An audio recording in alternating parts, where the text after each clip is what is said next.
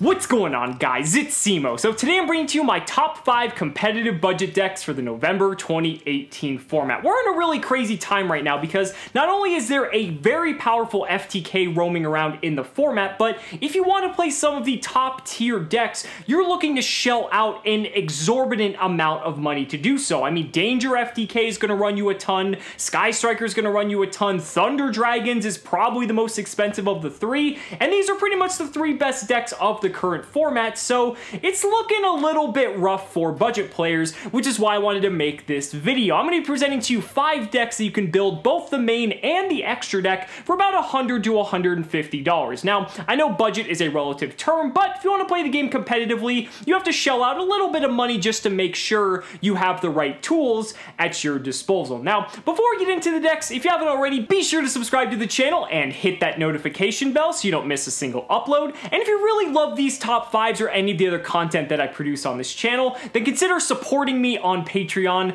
or becoming a YouTube channel member, because it's thanks to people like Sir Dwaggy as well as Carlos that I'm able to bring you this content on a daily basis. So if you're interested, hit the join button down below or check out the links in the description. But without further ado, let's go ahead and get right into it. Starting off with number 5, I went ahead with True Draco. Now, if you guys remember, True Draco actually used to be the undeniable king of budget decks, and one of the reasons for that is because it doesn't require an extra deck, so that takes a majority of the cost out of the deck away already. But the thing is, Draco's actually not looking too good in this particular metagame, and the reason for that is because the stun tools that Draco typically uses to stun its opponent is not really good against the top decks. Now, there are some instances where Draco can do okay, because obviously it did get a top 32 cut spot at YCS London, so obviously the deck is, good enough that it's still able to get a top cut slot, but just because it can make it doesn't mean it's a deck you're going to play to win.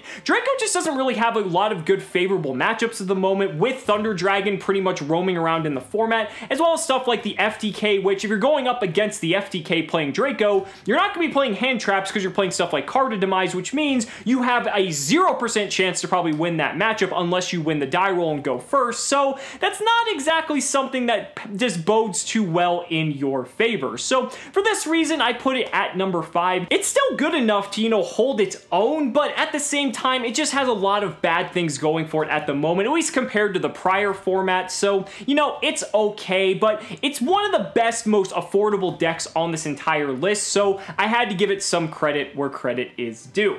This is going to bring us on to number 4, though, and for number 4, I went ahead with Pendulum Magician. Now, Pendulum Magician also secured a top cut slot at YCS London, and what I like about Pendulum Magician is you can incorporate a few hand traps. Yes, most notably, for any of these decks, you're going to want to be playing stuff like Droll and Lockbird or even Ghost Reaper and Winter Cherries, because these are the 2 most effective hand traps against the FTK that you can possibly play. But the thing is, when it comes to Pendulum Magician, doesn't really lose to a lot of hand traps, which is really nice considering a lot of people are going to want to just overindulge on their hand traps because there's an FTK in the format. But what's also nice about it is it's able to set up multiple negation boards with a lot of different hand compositions, because basically as long as you get a nice array of Pendulum monsters in your opening hand, you're going to be able to do a lot with that, and that should bode pretty well for you. And the thing is, this deck has a ton of offensive and defensive tools. The deck is incredibly cheap because the majority of it came from the Pendulum Evolution little box set that, should have been a structure deck, but that's neither here nor there. But in addition to that, all the stuff from the extra deck has basically been reprinted at this point. There's not really many expensive cards that are needed to acquire if you want to play this deck at full power, and I think that's a really good thing, especially for anyone looking to play on a budget. Now, the deck does have its weaknesses, especially when you go into the side decks, game 2 and 3. There are some cards that people are playing for stuff against Sky Strikers that kind of overlap against a deck like Pendulum Magician, just because the reliance on like spell cards, since Pendulum cards are treated as spell cards sometimes, kind of doesn't work too well just depending on what cards are sided. There's also a lot of spell and trap removal because of stuff like the Sky Striker deck as well as stuff like Altergeist, so you've got that overlap, but again, it's still a very powerful deck. It can do some crazy things because remember, you have Pendulum Summoning at your side, and when you have Pendulum Summoning, you can do a lot of unfair things that other decks can't. So just something to think about.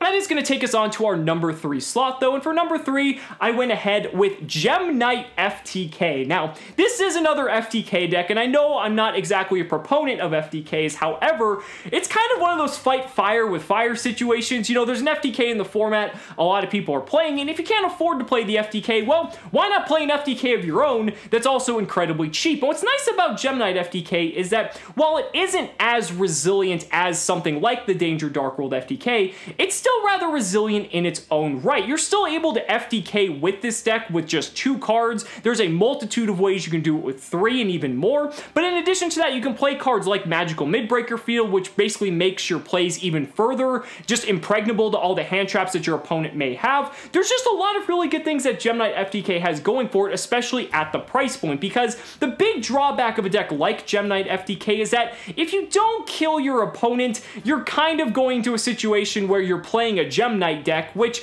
isn't like the worst, but obviously it's not the best case scenario either. You're just playing a bunch of monsters that are just gigantic beat sticks, which if you can get in for a ton of damage that way, that's pretty good, but ultimately you're playing the deck for the FTK, and the FTK is still very viable even with a lone Master Diamond. I managed to get a top 32 slot at YCS London, and again, for the price point, it's pretty good. There's not really too many expensive cards. I think Prismara's on the rise, but that's just mainly because of the fact that Brilliant Fusion is played in Thunder Dragons, but other than that, I think the deck is relatively cheap, and honestly, if you want to have a lot of fun FTKing the FTK decks, this is a really good and affordable way to do so. Now this brings us on to number 2, and for number 2, I went ahead with Burning Abyss. Now Burning Abyss, as we all know, is one of just the kings of Yu-Gi-Oh! Because it's been able to just survive so many formats, and not only survive, but actually just persist in how powerful this deck is. I mean, this deck managed to garner several top cut slots at not only YCS London, but YCS Niagara prior, which is all a part of the same format. And yes, while some of these Burning Abyss variants are taking on new adaptations, integrating cards like, you know, Danger Tsuchinoko, Danger Jackalope, things like that, you can still play a pure Burning Abyss build and do just fine. Sekka's Light is still an incredibly good card. I mean, it's basically Pot of Greed for your Burning Abyss deck, and just because of the way Burning Abyss cards are engineered to begin with, they're inherently so resilient to so many different types of things. Not to mention you've got Dante, you've got Beatrice. There's just so many cool tools that you have at your disposal in a Burning Abyss deck. It's one of my favorite decks of all time. And yeah, if you're playing a deck like this, you may need to have a higher hand trap count than normal if you're deciding to go the Sekka's Light route, which means you might have to spend a little bit more to get some more hand traps, but just like with other decks, you know, this deck doesn't really lose to hand traps, which people are going to be playing in mass moving forward because of the FTK, and you're going to get to play every game with your deck, just because if you just draw 2 Burning Abyss cards, or really any way to get to Dante, you're going to get to play that game, and so having that level of consistency, especially in a budget deck like this, the deck has proven itself more than once. I definitely think it'd be a very solid pickup if you're looking to play in the competitive format. But this is going to bring us to my number 1 competitive budget deck of the November 2018 format. If you haven't already figured it out, I went ahead with Altergeist. Now, one big caveat here is that one of the biggest, you know, price points when it comes to Altergeist is Infinite Impermanence. And to be perfectly candid, Infinite Impermanence kind of takes this deck to a whole new level just because of the interaction that you have with something like Altergeist Multifaker. However, even if you can't pay the $80 or $90 for copies of Impermanence, it's perfectly understandable. And honestly, Altergeist is still a pretty good deck, even without the Impermanence. It just helps out tremendously. Altergeist is really neat because it has a very good Thunder Dragon matchup, which is one of the strongest decks of the format, has a pretty decent Sky Striker matchup. It pretty much just has good matchups all across the board, and that's kind of what you're looking for when you want to play a budget deck. Now, there are some inherent downsides. You are playing a trap deck, so again, if you're going up against something, you know, say like the FTK, you're not exactly suited for going second too well. However, you can still play stuff like Droll and Reaper in your main deck to pretty much check your deck for that Danger FTK, just so you don't just automatically lose. You've got room in the extra deck, so that's not really going to be too much of an issue. And the thing is, Altergeist is very, very good at snowballing. Once the deck gets rolling, once you start getting your Multifaker online, once you just get a ton of traps set up, you know, the deck will start snowballing out of control, very similar to something like Paleozoic. And when you have that control control game on lock, that is where Altergeist performs at its best. This deck took like 4 of the top 32 slots at YCS London. One of them I think was 3rd place, and it also took a couple slots at YCS Niagara, I believe, as well. So the deck is still very powerful. Again, there is that price barrier with something like Infinite Impermanence, but that does give you something to look forward to if you pick up the deck, then something to work for if you want to upgrade it even further. But I think for your money, if you're looking for a very solid but also very affordable deck, Altergeist is going to be your best competitive option. But guys, those are just my thoughts. Let me know down in the comments what you guys think about your top budget options for this November 2018 format. It's really difficult with this FTK, and I can totally empathize with that, so that's why I wanted to bring you this video, and I'd really love to hear your thoughts. So guys, thank you so much for watching the video. Be sure to like the video as always, subscribe to the channel for more amazing Yu-Gi-Oh content, and if you found this video helpful, then consider supporting me on Patreon or becoming a YouTube channel member, because just by showing your support in any way that you can, you're investing in my ability to continue bringing you amazing Yu-Gi-Oh content. So thanks so much again, and we'll see you next time.